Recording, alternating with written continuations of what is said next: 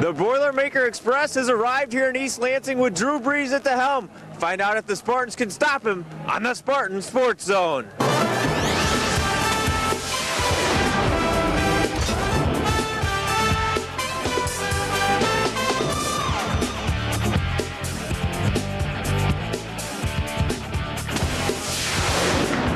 Welcome to the Spartan Sports Zone presented by General Motors. I'm Jeremy Sampson. The Boilermakers are here and so is their band with the world's largest drum. We've got a busy show for you this week. Coming up, both the men's basketball team and the hockey team takes on the Northern Michigan Wildcats. Plus, we're going to introduce you to running back Littlejohn Flowers, and we're going to tell you what makes him so successful both on the field and off the field. But first and foremost, the football team looks to square their record on the season at 5-5. The 9th-ranked Boilermakers brought their aerial assault with them to Spartan Stadium, but it was the Purdue defense that made the first big play of the game as Saginaw native Stuart Schweigert stays with this Jeff Smoker pass and makes the interception. The MSU defense would hold Drew Brees and company in check, and when the offense took over, TJ Duckett found himself trapped until he reverses his field to the left for 28 yards and a first down. Then Jeff Smoker finds Ivory McCoy, and the green and white were first and goal at the 2. On the very next play, Smoker kept over right end for the score. An excessive celebration penalty caused David Schaefer to miss the 35-yard extra point, but the offense still felt good. Yeah, it was just a rollout pass there, and you know, we basically passed it or run, and if they're standing back in coverage like they were, you know, told to just run it in, and it got ran in untouched. After a Purdue field goal, Michigan State answered with a 32-yarder of their own by David Schaefer to make the score 9-3. The Spartans got the ball back with just over 4 minutes to go in the half, and that's when Smoker led the offense on another solid drive that ended in 6 more points when Jeff found Chris Baker underneath, and Chris did the rest, going 18 yards for the score. Yeah, I didn't want to come down that close to going like I did the second one, but I mean, I saw everything unfold. You know, I saw where all the defenders were, and I was able to break a few tackles and get in. The 2-point conversion failed, and MSU took a 12-point lead into halftime. The Boilermakers struck quickly midway through the third as Drew Brees found his favorite target, Vinny Sutherland, on this post pattern for 68 yards, and the Spartan lead was cut to 5. Brees had Purdue on the move once again, but on the final play of the third quarter, senior Ronaldo Hill made his 3rd interception of the season to give MSU the momentum going into the final stanza. I think Brees was, you know, he's not that tall, so he kind of didn't really see me sitting out there, and I was just able to sit there and make a play on it. As the green and white ate up 62 yards in 9 plays, TJ Duckett looks like he stopped, but somehow breaks out and just does get the ball over the plane of the goal line, and it's 23-10 Spartans as Duckett rushed for 174 yards on the day. Littlejohn Flowers added the exclamation point on the victory with this 48-yard burst as he blows a tire on the way, but goes in for 6 with just 1 shoot.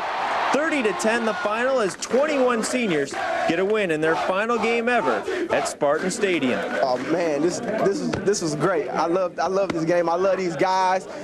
It's so emotional, man. This is my last home game. Hey, I'm glad we went out this way. It was quite a scene in the Michigan State locker room after the game, Coach Williams, especially for those seniors who get to go out in their last game at Spartan Stadium with a victory.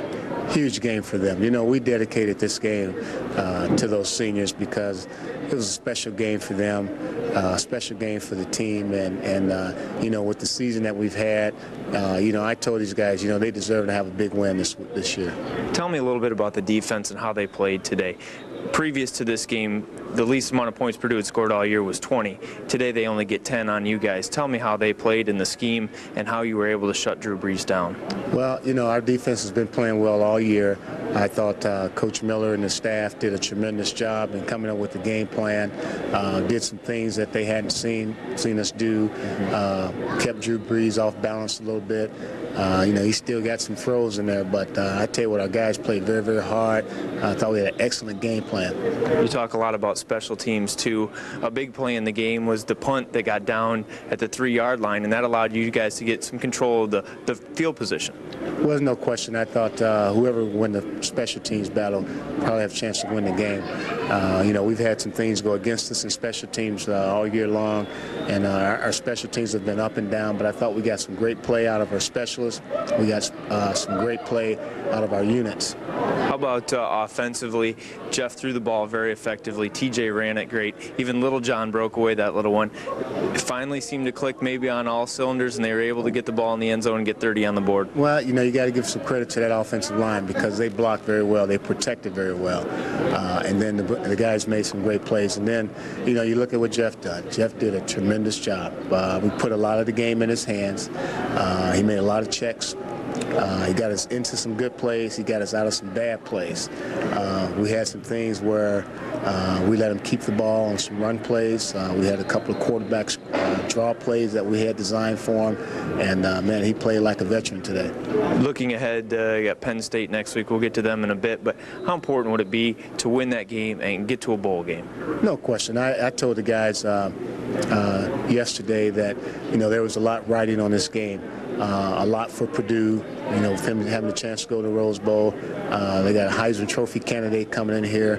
But for us, this is a program game, a chance for us to take our program in the right direction, which was move forward. And we were at a critical point in our season, critical point throughout the entire year. But I think it's so important that we continue to move this program forward. And it was an opportunity for us on national television with the number of recruits we have here to play well and get a victory. Thanks very much, Coach Williams. A big win today for the Spartans. Time to visit our very own Dave Ellis now, who has our Kmart Coach's Corner. Thanks, Jeremy. Here with Mark Dantonio. And Coach, what a great job against one of the best quarterbacks probably in Big Ten history, and you guys really shut him down. One touchdown pass, that was all. You got to be really happy. Yeah, I'm really happy for our seniors, Richard Newsom, Demario Suggs, and Ronaldo Hill. They all played outstanding. I think we came to play today, and I've been saying all along, we prepared to play, and they had the route concepts down, and they really matched them well and played very well. What was the package that you guys had in line for this game? Because they have a different offense than you've seen all year. Right.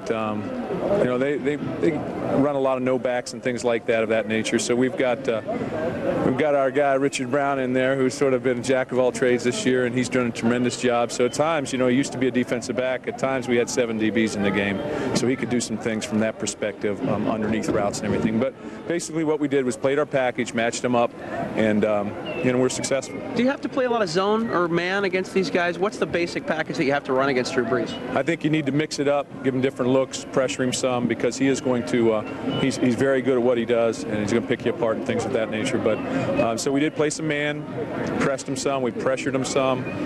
Coach Miller did a great job calling the game, and then we dropped 8 some and played some variation zone defenses on